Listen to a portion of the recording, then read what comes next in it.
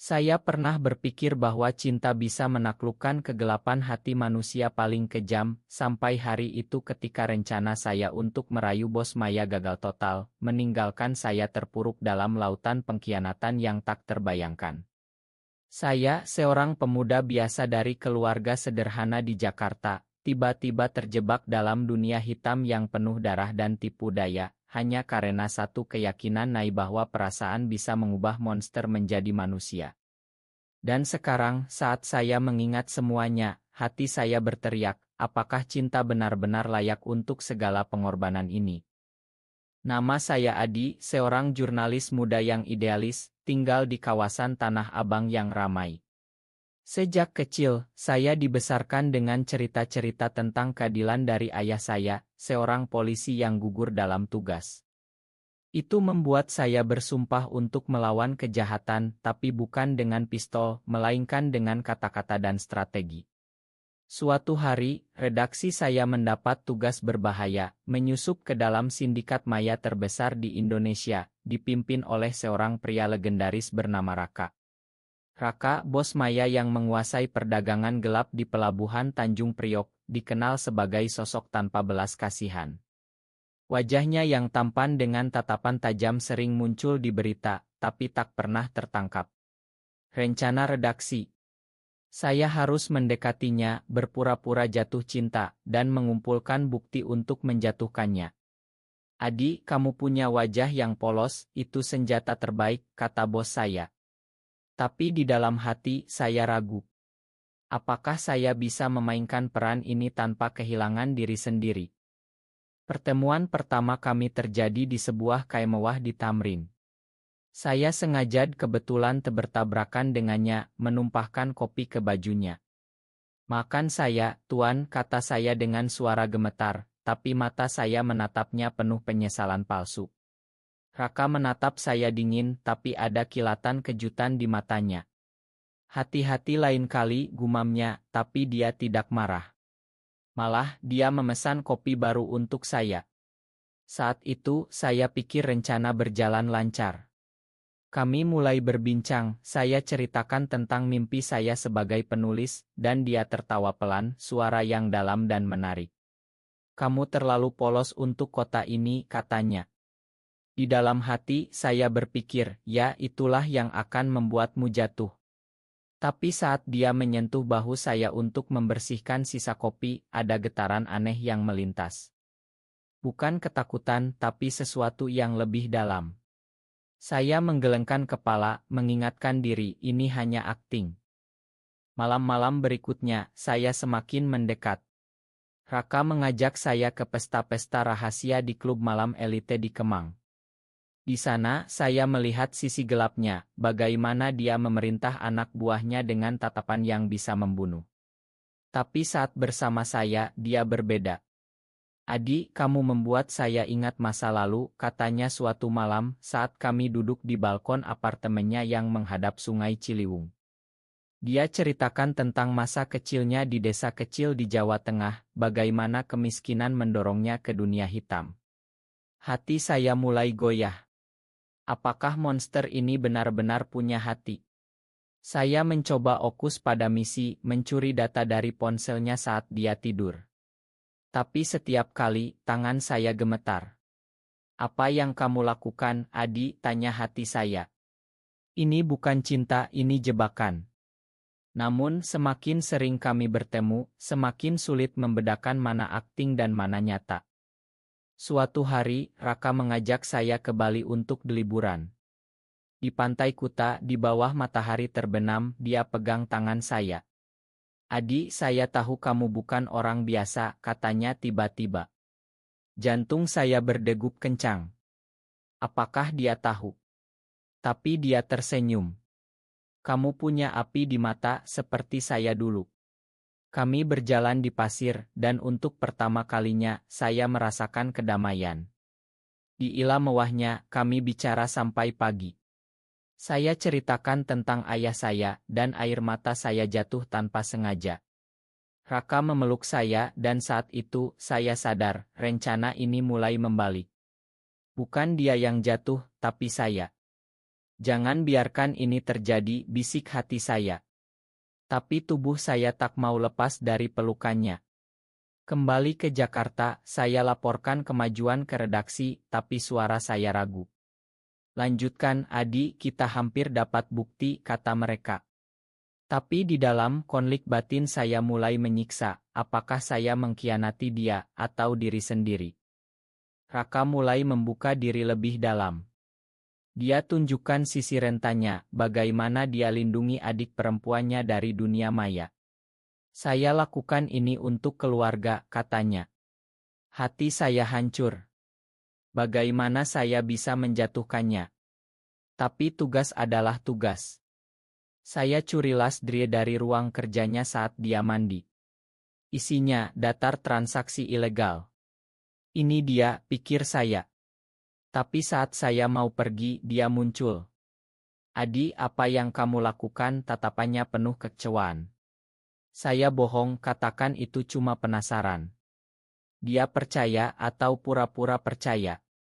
Malam itu kami tidur berdampingan, tapi pikiran saya berputar. Dia baik padaku, tapi dia penjahat. Apa yang salah dengan hatiku? Keesokan harinya, saya serahkan data ke redaksi. Mereka bilang akan publikasikan besok. Tapi hati saya tak tenang. Saya hubungi Raka, ajak bertemu di Taman Monas. Di sana, di bawah obelisk tinggi, saya katakan, Raka, saya sayang kamu. Itu pertama kalinya saya katakan dengan tulus. Dia tersenyum, peluk saya. Tapi di dalam, saya berteriak, makan aku. Malam itu, berita meledak. Polisi gerebek markasnya. Raka ditangkap. Saat dia lihat saya di kerumunan, matanya penuh pengkhianatan. Adi. Kenapa, gumamnya? Saya tak bisa jawab. Hati saya hancur. Ini untuk keadilan, katakan saya pada diri sendiri. Tapi kenapa rasanya seperti pembunuhan?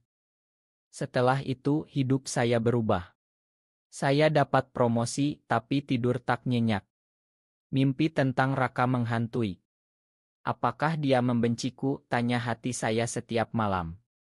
Suatu hari, saya dapat surat dari penjara. Adi, saya tahu dari awal. Tapi saya biarkan karena saya jatuh cinta. Air mata saya jatuh. Rencana gagal. Tidak, justru sukses, tapi harganya terlalu mahal. Saya kunjungi dia di penjara. Makan aku, kata saya. Dia tersenyum lemah. Cinta tak pernah gagal, Adi. Itu yang mengubahku. Kami bicara lama dan saya sadar, meski di balik jeruji, cinta kami tetap ada. Tapi apakah itu cukup? Hari-hari setelah penangkapan Raka seperti neraka bagi saya. Setiap pagi, saya bangun dengan dada sesak, mengingat tatapannya yang penuh luka. Kenapa aku lakukan ini? Tanya hati saya berulang-ulang. Redaksi memuji saya sebagai pahlawan, tapi di cermin, saya lihat wajah pengkhianat. Saya coba sibukkan diri dengan pekerjaan, tapi pikiran selalu kembali ke dia. Raka, pria yang saya rencanakan untuk hancurkan, malah menghancurkan tembok hati saya. Di kantor, rekan-rekan tepuk tangan, tapi saya merasa kosong. Adi, kamu hebat, kata bos. Tapi di dalam, saya berteriak, hebat apa? Aku menghancurkan orang yang kucinta. Saya mulai kunjungi penjara secara diam-diam, pertama kali, petugas ragu, tapi saya bilang teman keluarga. Saat lihat Raka di balik kaca, hati saya hancur lagi. Dia kurus, tapi matanya masih tajam. Adi, kenapa datang? Tanyanya dingin. Saya tak bisa jawab langsung. Saya kangen, kata saya pelan. Dia tertawa pahit. Kangen pengkhianat. Kata-katanya menusuk. Tapi saya tak pergi. Kami bicara tentang masa lalu, tentang malam di Bali ketika semuanya terasa sempurna. Saat itu aku tulus, kata saya. Dia diam, tapi ada air mata di matanya. Aku juga, gumamnya. Setiap kunjungan, konflik batin saya makin dalam. Dia penjahat, Adi. Tapi dia manusia, bisik hati saya. Di luar, sindikat Raka mulai balas dendam.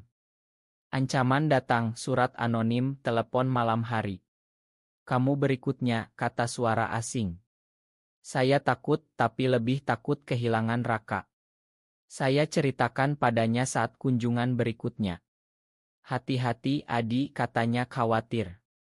Ini duniaku. Tapi di mata saya, dia bukan bos Maya lagi, tapi pria yang peduli.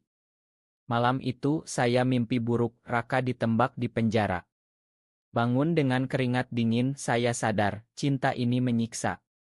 Kenapa tak bisa kulepaskan, tanya saya pada cermin. Jawabannya, karena dia bagian dari jiwa saya. Redaksi dorong saya tulis buku tentang pengalaman. Ini akan laris, kata mereka. Tapi saat menulis, air mata jatuh. Setiap kata mengingatkan pengkhianatan saya. Saya tulis tentang pertemuan pertama, tawa kami, pelukan di Bali. Tapi saya tak bisa tulis akhirnya. Ini bukan akhir, pikir saya. Saya hubungi pengacara, coba bantu Raka. Dia punya bukti tak bersalah, tanya pengacara. Saya geleng tapi hati bilang, dia berubah karena aku. Konflik makin hebat antara keadilan dan cinta. Suatu hari, adik Raka hubungi saya. Kakak bilang kamu orang baik, katanya. Kami bertemu di KAE, dia ceritakan bagaimana Raka lindungi keluarga. Dia masuk Maya karena ayah kami utang, katanya. Hati saya semakin berat. Aku yang hancurkan semuanya, pikir saya. Malam itu, saya menangis sendirian di apartemen. Tuhan, kenapa cinta ini begitu rumit? Doa saya tak berjawab, tapi tekad muncul, saya harus bebaskan dia. Kunjungan berikutnya lebih emosional. Raka pegang tangan saya lewat kaca. Adi, lupakan aku, katanya. Tapi mata saya bilang sebaliknya. Tak bisa, jawab saya. Kami bicara tentang mimpi hidup tenang di desa. Setelah ini, kita bisa, kata dia. Tapi realita menusuk, sidang mendekat. Di dalam saya berjuang, apakah aku rela korbankan karir untuk dia? Jawabannya ya, tapi ketakutan menghalangi. Ancaman makin nyata. Mobil saya dirusak, dan saya dapat oto saya dengan Raka. Mereka tahu, pikir saya panik. Saya ceritakan pada Raka. Pergi dari Jakarta, sarannya. Tapi saya tolak. Aku tak tinggalkan kamu. Cinta kami tumbuh di tengah badai, tapi konflik batin saya seperti api membakar dari dalam. Akhirnya, saya putuskan beri kesaksian mendukung Raka di sidang. Ini gila, kata bos saya. Tapi hati saya mantap. Cinta lebih penting dari keadilan buta, pikir saya. Malam sebelum sidang, saya tak tidur, memikirkan konsekuensi. Apakah ini akhir dari segalanya? Sidang pertama seperti mimpi buruk. Ruang pengadilan di Jakarta Pusat penuh wartawan dan saya duduk di bangku saksi. Raka di kursi terdakwa, tatapannya penuh harap tapi luka. Jaksa tanya, Anda kenal terdakwa? Saya jawab ya dan ceritakan bagaimana dia berubah. Dia bukan monster, kata saya. Tapi jaksa serang, Anda yang laporkan dia. Hati saya perih. Ya, tapi saya salah, jawab saya. Ruangan gempar. Di dalam, konflik batin menyiksa, Adi, kamu hancurkan karirmu. Tapi melihat Raka tersenyum lemah, saya tahu itu layak. Setelah sidang, media hujat saya. Pengkhianat ganda, judul berita. Redaksi pecat saya. Kamu gila, Adi, kata bos. Saya pulang sendirian, hati berantakan. Kenapa aku lakukan ini, tanya saya berulang. Jawabannya, karena cinta yang tak bisa kutahan. Malam itu, ancaman datang lagi, batu dilempar ke jendela. Saya takut, tapi lebih takut kehilangan Raka. Ini harga yang harus kubayar, pikir saya. Kunjungan penjara makin sering. Raka khawatir. Adi berhenti datang. Bahaya. Tapi saya tolak. Kita hadapi bersama, kata saya. Kami bicara tentang masa depan tapi realita pahit, bukti kuat melawannya. Di dalam saya berdoa, Tuhan beri kami kesempatan. Tapi keraguan muncul, apakah dia benar-benar berubah, atau aku yang buta? Adik Raka datang lagi bawa berita buruk, anak buah lama Raka rencanakan balas dendam. Mereka anggap kamu pengkhianat, katanya. Hati saya gelisah. Aku yang mulai semuanya, pikir saya. Malam itu saya tak tidur, memikirkan pilihan, lari atau bertahan. Cinta tak boleh kalah, bisik hati. Sidang kedua lebih brutal. Saksi dari sindikat bersaksi melawan Raka. Saya lihat dia pucat. Saat giliran saya lagi, saya ceritakan sisi baiknya. Dia lindungi keluarga, bukan pembunuh dingin. Hakim diam tapi jaksa ejek, cinta buta. Kata itu menusuk. Di luar, demonstran tunggu saya, lempar telur. Pengkhianat, teriak mereka. Saya lari, hati hancur. Apakah ini akhir? Di apartemen, saya menangis. Kenapa dunia tak paham, tanya saya. Telepon dari Raka, Adi, terima kasih. Suaranya lemah, tapi penuh cinta. Itu beri saya kekuatan. Tapi konflik batin makin dalam, antara cinta dan masyarakat. Ancaman puncak, saya diculik di malam gelap. Di gudang tua di pelabuhan, anak buah Raka interogasi saya. Kenapa khianati bos, tanya mereka. Saya jawab, aku cinta dia. Mereka tertawa, tapi satu orang ragu. Bos bilang lindungi dia, gumamnya. Mereka lepas saya, tapi peringatkan jauhi. Pulang tubuh gemetar, hati berteriak, ini terlalu berat. Kunjungan berikutnya, Raka marah. Kenapa tak dengar aku? Tapi mata saya penuh air mata. Karena aku tak bisa hidup tanpamu. Pelukan imajiner lewat kaca, tapi cukup untuk hati.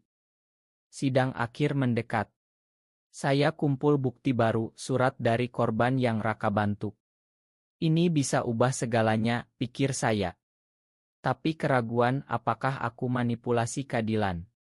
Konflik ini membakar jiwa saya. Sidang akhir seperti badai emosi. Ruangan penuh dan saya berdiri sebagai saksi terakhir. Terdakwa punya sisi manusiawi, kata saya, tunjukkan surat-surat. Hakim pertimbangkan tapi jaksa serang, ini tipu daya. Raka tatap saya penuh syukur, tapi hati saya perih. Di dalam suara berbisik, Adi, kamu bohong pada diri sendiri. Dia tetap penjahat. Tapi cinta menang. Onis bersalah, tapi hukuman ringan 5 tahun. Ruangan gempar, Raka tersenyum pada saya. Tapi saat keluar, saya merasa kalah. Setelah itu, pengkhianatan datang dari tak terduga. Adik Raka hubungi, kakak bohong padamu. Dia tunjukkan bukti, Raka tahu rencana saya dari awal, gunakan saya untuk bersihkan saingan dalam sindikat. Hati saya hancur berkeping. Kenapa, tanya saya.